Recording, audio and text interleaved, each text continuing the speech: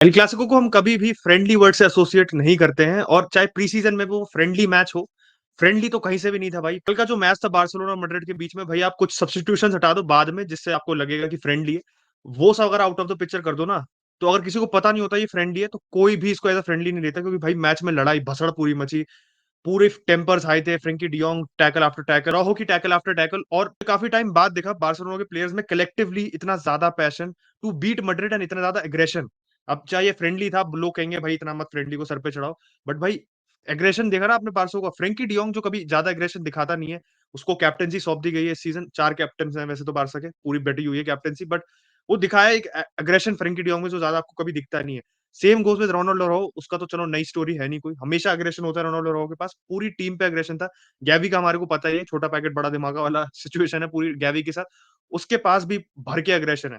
तो भाई मैच में मुझे तो कहीं से भी फ्रेंडली नहीं लगा, आप लोगों को कैसा लगा? आप मुझे कमेंट सेक्शन में बताना। जो मेन प्लेयर्स थे मैच के, उन्होंने ज़्यादा हेडलाइन्स नहीं दी, भाई एक फर्मीन लोपेज़ नाम का एक युवक है, जो खेल रहा था मैच में और जो आते ही एक बेल्टर मारा भाई, गज़ब का शॉट मारा, उसके बाद ही असिस्टेड फर्रैन टोरेस। मुझे ये पता है, बार्सा फैन्स को भी ये पता है कि भाई फर्मिन लोपेज़ ज़्यादा फीचर नहीं करेगा अगले सीज़न, हो सकता है वो लोन पे चला जाए।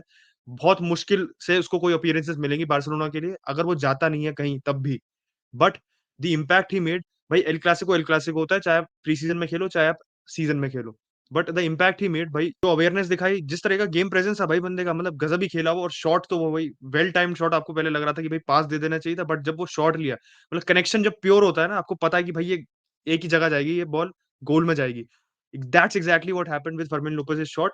और देखो उसकी पोज़ीशन टीम में ऐसी है, ही इज़ अ मिडफ़ील्डर, तो पेड्री, गैवी, ऑलरेडी बार्सिलोना के पास इतने ज़्यादा मिडफ़ील्डर्स स्टैक्ड हैं। मिडफ़ील्ड में उसे ज़्यादा जगह नहीं मिलेगी, और ये एस्पेक्ट पूरे मैच का आप कह सकते हो एक फ्रेंडली वाला था कि ही गॉट अ चांस, एक प्रॉपर चांस, जो उसको सीज़न में नहीं मिलेगा, बिकॉज़ भाई कॉम्पिटिटिव प्रेशर आपका ला लीगा का भी होगा, चैंपियंस लीग का भी होगा। चैंपियंस लीग का ज़्यादा होगा बिकॉज़ बार्सिलोना ज़ावी के under they have not gone past the group stages, तो देखो फर्मिन लोपेज़ को ज़्यादा मौका नहीं मिलेगा। बार्सिलोना 3-0 जीती तो, बट मैड्रिड इतनी खराब नहीं थी मैच में कि आप सोचो भाई क्या करा था। मैड्रिड ने फिर से ही अपनी वो शेप ट्राई की थी 4-4-2 वाली, which will be their shape going into the season. And जिस हिसाब से लगातार दूसरे मैच में भी रोड्रिगो स्टार्ट किया विनीसियस के साथ अप फ्रंट, नॉट जोसेलू, तो दिखता है कि जोसेलू स्टार्टिंग स्ट्राइकर नहीं होगा मैड्रिड के लिए। एंड मैड्रिड काफ़ी अनलकी भी थी। अगर आप मैड्रिड का पहला अपॉर्च्युनिटी देखो जहाँ पे किस्मत साथ नहीं थी, वो तो विनीसियस जूनियर की पेनल्टी, जो मेरे को लगता है ज़्यादा ही पावर मार दी, इतनी पावर की ज़रूरत नहीं थी।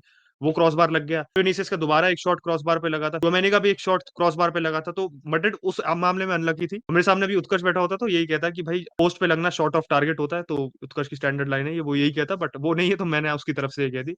But still I think Madrid बहुत डेडली थी इन मोमेंट्स। विनीसियस जूनियर भाई थ्रेट था। लास्ट के आधे घंटे देख लो, भाई विनीसियस जूनियर से कोप नहीं कर पा रही थी बार्सिलोना, इसलिए इतनी ज़्यादा बुकिंग्स हो रही थी। रोनाल्डो अराउjo को पोटेंशियली सेंड ऑफ भी कर देना चाहिए था, बट फिर वही फ्रेंडली वाला एस्पेक्ट आ जाता है, इसलिए उसे सेंड ऑफ नहीं किया। विनीसियस का ये जो फॉर्मेशन में जो रोल है as a winger come striker, इस टाइप का जो उसका रोल है ना, ये बहुत लीथल हो सकता है मैड्रिड के लिए, क्योंकि मैड्रिड की अटैकिंग लाइन में ना कोई फोकल पॉइंट नहीं है अभी। तो दिख रहा है कि भाई किस हिसाब से रोटेशन चल रहा है, रोड्रिगो कितना ड्रिफ्ट कर रहा है। रोड्रिगो की पासिंग रेंज इस मैच में मैंने देखी, तो I was really positively surprised by उसकी पासिंग रेंज। ऐसा नहीं, मैंने उसे पहले देखा नहीं है, but his ability to pick passes with both feet बहुत बढ़िया थी भाई। मतलब मैच में लिंक अप प्ले की वजह से, ठीक है उसमें फिजिकैलिटी नहीं है, बट बहुत स्मार्ट फुटबॉलर है Rodrygo. And I am keen to see कि मैं कैसा रोड्रिगो की और बेलिंगम की कैसी केमिस्ट्री बैठेगी, बिकॉज़ दे आर, मतलब आप कह सकते हो ना कि सिमिलर एरियाज़ में ऑपरेट करते हैं। बेलिंगम जस्ट पीछे करता है इनके। तो मुझे देखना है कि इनकी क्या केमिस्ट्री बैठेगी इस season, because this will be something I think जिस पे लोग ज़्यादा ध्यान नहीं दे रहे, बट देना चाहिए स्पेशली मैड्रिड फैन्स को। बार्सा के एस्पेक्ट में एक और चीज़ थी कि जो उनके मिडफील्ड में Oriol Romeu started the second match running. ये सबसे बड़ी फोकस करने वाली बात है कि रोमेरो का मेरे को लग रहा था कि क्या पता नहीं स्टार्ट करे। जिस हिसाब से वो आया था, जिस स्टैंडर्ड की वो साइनिंग है, आपको लग रहा था कि भाई ये रोटेशन प्लेयर ज़्यादा होगा। Started the second match running. शुरू में भाई गज़ब का उसने भी शॉट लपेटा था, सिमिलर टू फर्मीन लोपेज़। गज़ब शॉट मारा था, उसका भी वो शॉट पोल पे लग गया था। प्लस उसका जो आप कह सकते हो रोल जो हमें पता था होगा, वो ये डिस्ट्रॉयर की तरह है। काउंटर पे थ्रेट्स रोकनी है, टैकलिंग प्रेजेंस होना है, उसको एक ग्रिटी प्रेजेंस होना है मिडफील्ड में, वो उसका पूरा काम था। वो उसने बखूबी निभाया।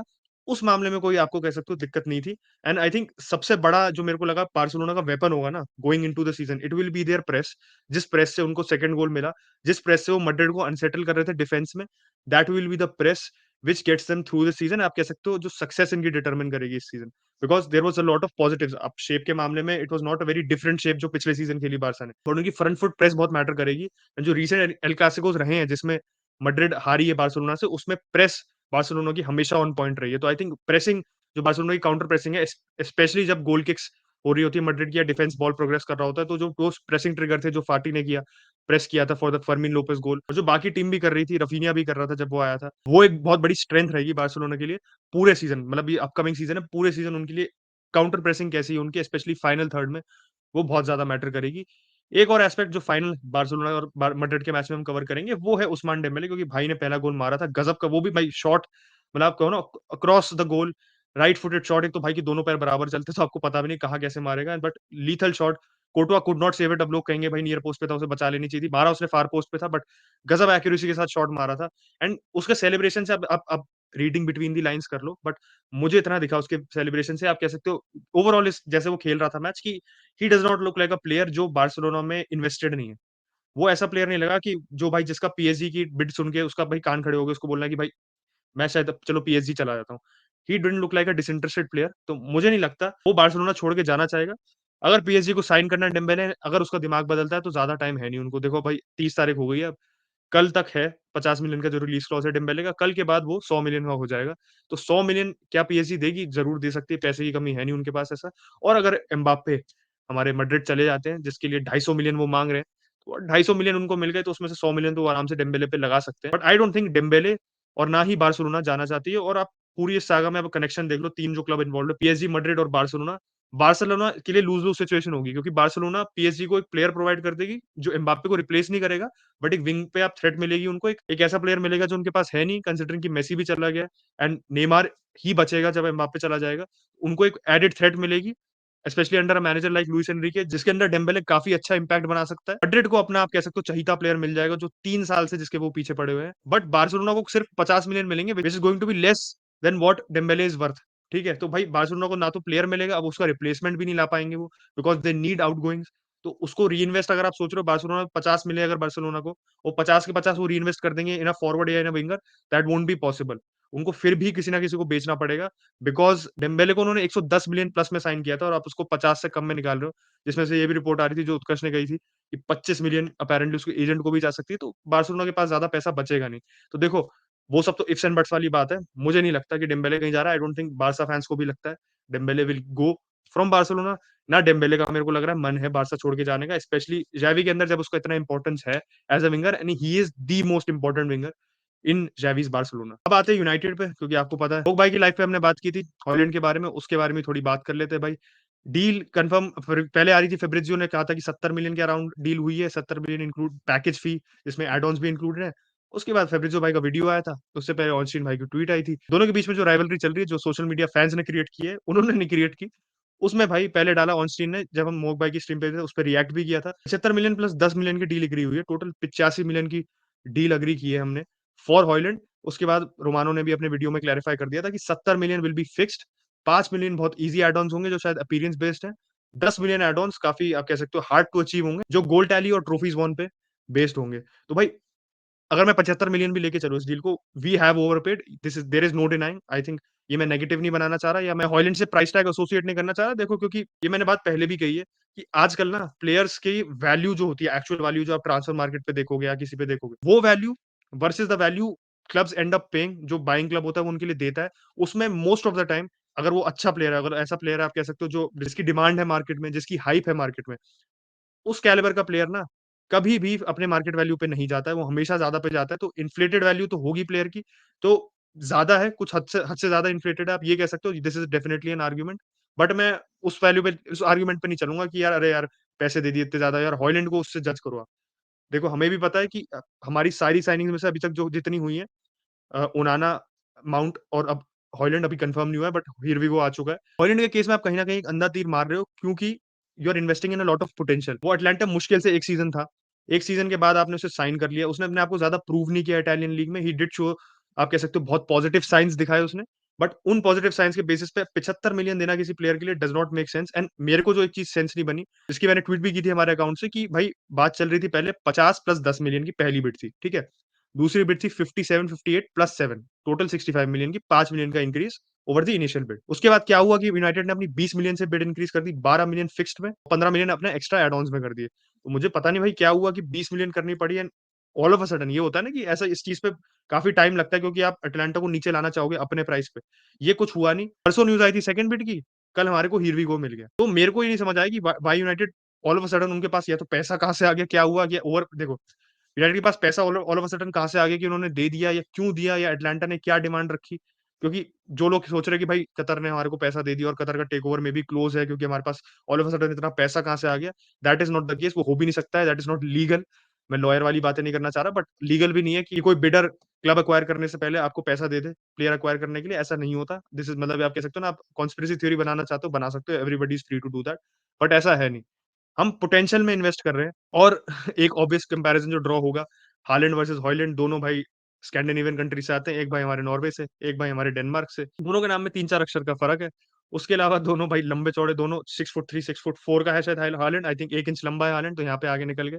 गोल टैली में अभी तक आप कह सकते हो जो रेपुटेशन है हालैंड की, that is way beyond Højlund. Plus दोनों लेफ्ट फुटेड है, दोनों का आप कह सकते हो बिल्ड और आप कह सकते हो खेलने का तरीका काफ़ी सिमिलर है। तो ये एस्पेक्ट तो ऑब्वियस है। बट हॉयलैंड की कुछ ऐसी चीज़ें हैं जो हालैंड के पास है नहीं। अब लोग सोचेंगे भाई कैसे तू कह सकता है ऐसा, भाई तेरे को शर्म आनी चाहिए, फलाना-फलाना। मैं उन सब चीज़ों को एंटरटेन भी नहीं कर रहा। ये कह रहा हूँ कि मैं अगर आपने हॉयलैंड को देखा होगा, his dribbling ability is better than Holland और उस पे काम किया जाए तो वो अच्छी हो सकती है। Holland is not a dribbler. Shot quality जो लेता है हॉयलैंड वो भी बहुत अच्छी है। बस यही बात है कि he has to improve it a lot अगर उसको जस्टिफाई करना है अपने प्राइस टैग को। जो कन्वर्सेशन है प्राइस टैग की, ये हमेशा मेंशन होगी तो इसको हम अवॉइड नहीं कर पाएँगे। बट बहुत पॉजिटिव एस्पेक्ट्स है हॉयलैंड के गेम के जो यूनाइटेड को कॉम्प्लीमेंट कर सकते हैं। बट एक जो चीज़ है जो उसको बहुत इम्प्रूव करनी पड़ेगी वो अपनी एरियल एबिलिटी है। हालैंड की एरियल एबिलिटी भी उसने धीरे-धीरे काफ़ी इम्प्रूव कर ली है। पहले हालैंड की एरियल एबिलिटी भी बहुत अच्छी नहीं थी। हालैंड ने अपनी एरियल एबिलिटी इम्प्रूव की है। हॉयलैंड ने को अपनी करनी पड़ेगी क्योंकि जिस तरीके हमने कीपर साइन किया है ना, अब अगर आपने उसको इंटर में देखा होगा, तो उसके पास बहुत अच्छे स्ट्राइकर थे जो होल्ड अप में एरियल एबिलिटी में बहुत अच्छे थे, जो उसकी लॉन्ग बॉल्स को कंट्रोल करके डिस्ट्रीब्यूट कर पाते थे और प्रॉपर अटैक्स कीपर के थ्रू फिर लॉन्च हो पाते थे। जेको की बात कर रहा हूँ मैं तो। हॉयलैंड के केस में दिक्कत है कि लंबा-चौड़ा तो है बट अपनी हाइट को ज़्यादा अच्छे से यूटिलाइज़ नहीं करता। जैसे हमारे बोबो भाई वेगोस करते थे कि इतने वो तो और भी लंबे थे, 6 फुट 6 के थे, फिर भी वो ढंग से हेडर नहीं जीत पाते थे। तो 3 इंच का हाइट में गैप है और 10 साल का उम्र में फ़र्क है, तो पोटेंशियल है उसको अपने इस एस्पेक्ट को इम्प्रूव करने का। I hope he improves it because उससे ओनाना का इम्पैक्ट यूनाइटेड के गेम पे भी इम्प्रूव हो जाएगा। तो स्ट्राइकर की परफॉर्मेंस हमारे कीपर के इम्पैक्ट से भी डायरेक्टली लिंक्ड है। तो ये सब चीज़ें, ये जो छोटे-छोटे कनेक्शंस होते हैं, ये भी देखने पड़ते हैं एंड आई थिंक ये एक एस्पेक्ट है जो उसको अपना इम्प्रूव करना पड़ेगा। और गोल गोल टैली के बारे में बात करूँ, मैंने पहले भी कहा है कि लीग में अगर 15 गोल मार दिए तो it would be a successful season. Overall अगर ऑल कॉम्पिटिशन में उसने 20 गोल भी मार दिए, I would be happy with it. हमारे पास तो कोई डेटा नहीं है उसका ना पुराना, जिस पे आप कह सको कि भाई अरे हाँ, इसने तो यार इतना ज़्यादा करा है। टॉप यूरोपियन लीग में वो साल भर खेला है, उससे पहले वो ऑस्ट्रिया में था, उससे पहले वो डेनमार्क में था।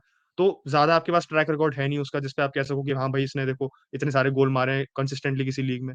हमारे लिए एक बहुत बड़ी बेट है, बहुत बड़ी रिस्क है, but I hope that risk pays off. जाते-जाते मैं आप लोगों से एक क्वेश्चन पूछना चाहता था, जो मुझे ट्विटर पे एक आप कह सकते हो एक ट्वीट मिली, व्हिच इज़ वेरी इंटरेस्टिंग कि जो सऊदी इस समय पैसा दे रही है ना, स्पेशली जो एग्जांपल यूज़ हुआ था ट्वीट में, वो ये था कि बायर्न को जो सऊदी ने अभी माने के लिए पैसे दिए हैं, अराउंड 37 मिलियन 40 मिलियन जितने दिए, बायर्न ने उसको सस्ते में खरीदा था उससे and he didn't work out for Bayern at all. मतलब it was a flop signing for Bayern और किसी को एक्सपेक्टेड नहीं था कि माने भाई इतना डिप हो जाएगा उसका फॉर्म लिवरपूल से जाते ही और इतना काम नहीं आएगा वो बायर्न के।